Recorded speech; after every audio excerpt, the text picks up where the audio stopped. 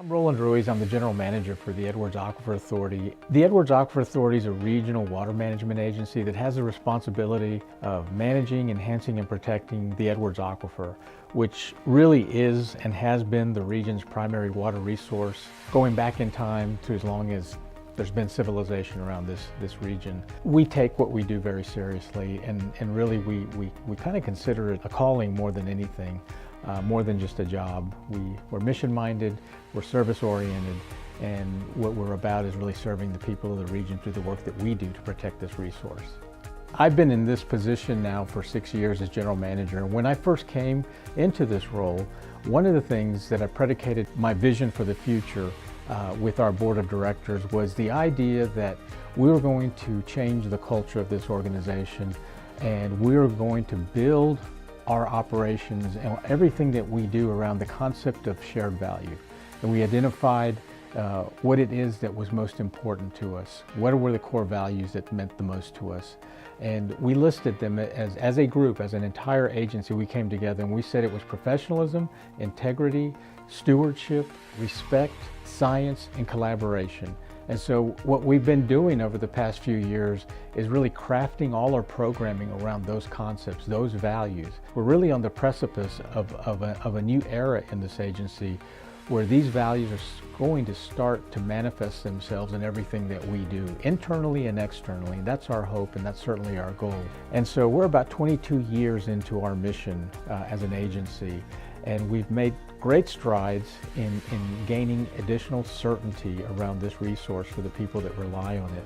As we look to the future, our goal is to continue to build greater certainty and reliability in the resource, and we're going to do that really by shoring up our efforts to protect the quality of the water in the aquifer. And so as we look ahead to the short-term future and to the long-term future, what we're going to have to do is we're going to have to build on the successes of the past. The collaboration, the consensus, the understanding that we have built among many differing competing interests around this resource. And we're going to continue to bring people together as partners, committed to a common mission, and that is this resource that we know as the Edwards Aquifer. What we're going to look at is how do we take the mission and further define it for the next 10, 20 years and beyond. And what we're going to try to do is take all the lessons learned from the first 2 decades of this agency's life and apply them in such a way that we can bring to this region, the people of this region, greater certainty that this resource will be here for them for the foreseeable future. Everything that we do as far as policy and regulation stems from sound science and the best science available. And in 2018, we made great strides in upgrading and enhancing our, for example, our computer modeling capabilities, whereby we can better predict certain impacts to the aquifer based on climate changes, rainfall, droughts, so on and so forth.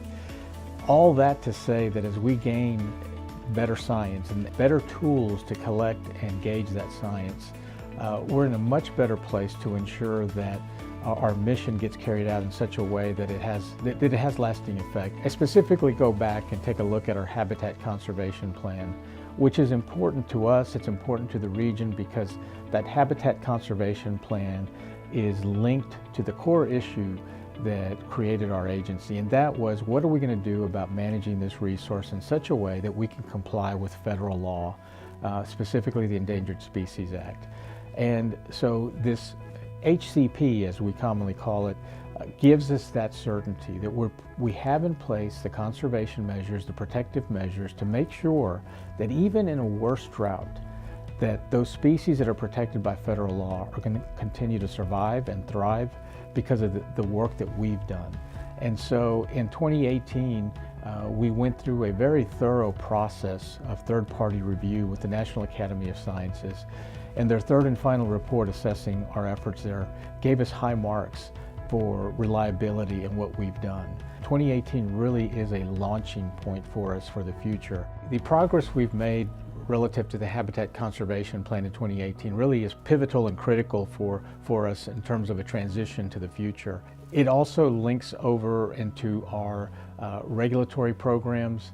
When I say regulatory programs, of course I'm talking about our permitting, I'm talking about all the programs that we have in place to help people become more efficient in their water use and to become more responsible in how they take care of the aquifer and protect it from influences like pollution and such from the surface. So in those program areas, for example, in 2018, we awarded close to $200,000 in conservation grants to folks throughout the region to help them improve their water efficiency. We also initiated programs that help us better manage and identify abandoned wells across the region. Abandoned wells are one of the most significant threats to the quality of water in the aquifer. And these are wells that are left unattended for whatever reason, maybe are in deteriorated conditions.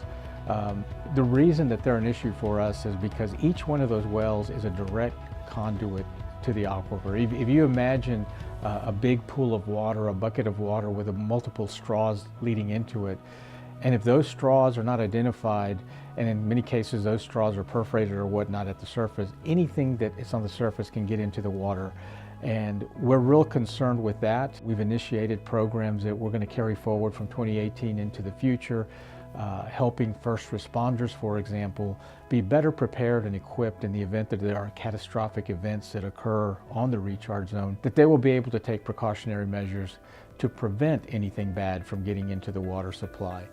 Some time ago, we came to the realization that while we are in the business of managing and protecting this vital resource, we don't do it without people. We are in the people business. Although we are a regulatory agency responsible for a natural resource, everything that we do is linked to people, whether we impact them through our programs or whether we need them to partner with us to effectuate the outcome of those programs. But we're really introducing a new business model on how we're going to do business. And if anyone wants to do business with the EAA, it's going to be through an inclusive process. And so we've launched an inclusive initiative where we're going to reach out to small and minority businesses, and we're going to invite them to be partners with us, and we're going to learn about each other, and we're going to create a new model for how we engage in business with our local community across the region. So what we've done is we've created a nonprofit conservancy, the Edwards Aquifer Conservancy, which gives us another opportunity to tell our story,